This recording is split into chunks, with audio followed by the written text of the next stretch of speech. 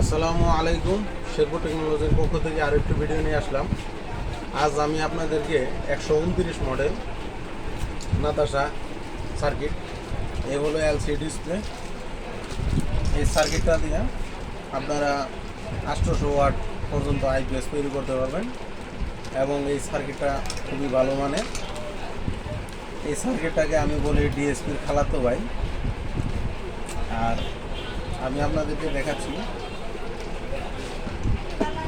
এই যে দেখেন, আমি এই সার্কিট দিয়ে এই যে আইপিএসটা তৈরি করছি।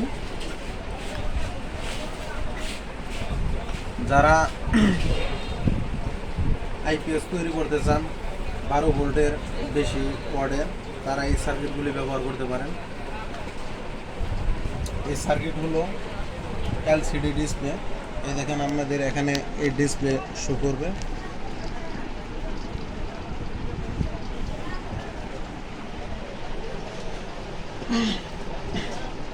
ডিসপ্লে শো করবে।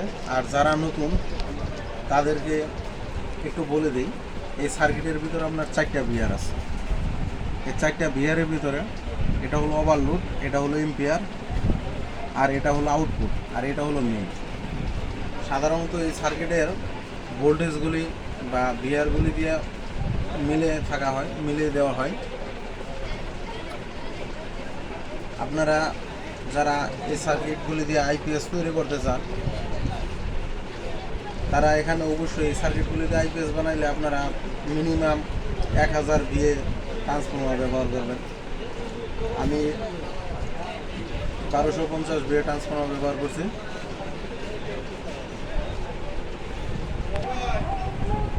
আপনার এই পয়েন্টটা হলো আউটপুট, এর সাথেটা হবে আপনার এসি ইন, আর এটা হবে আপনার 250 ভোল্ট, আর তার পাশেরটা হবে নিউট্রাল, আর তারপরে যেটা আছে এটা হলো চার্জিং।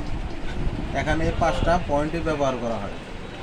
প্রথমেরটা আমি আবার বলে দিই, প্রথমেরটা হলো আউটপুট, দ্বিতীয়টা হলো এসি ইন, তৃতীয়টা হলো ট্রান্সফরমার যেটা 250 ভোল্ট, তার পাশেটা হলো নিউট্রাল এবং তার পাশেটা হলো চার্জিং। আপনারা যারা আইপিএস নিতে চান বা 129 মডেল নাতাশা সুকাম, জেকে সুকাম, তারপরে ডিএসপি সাইনের, যারা এই সার্কিটগুলো নিতে চান আমাদের সাথে যোগাযোগ করতে পারেন।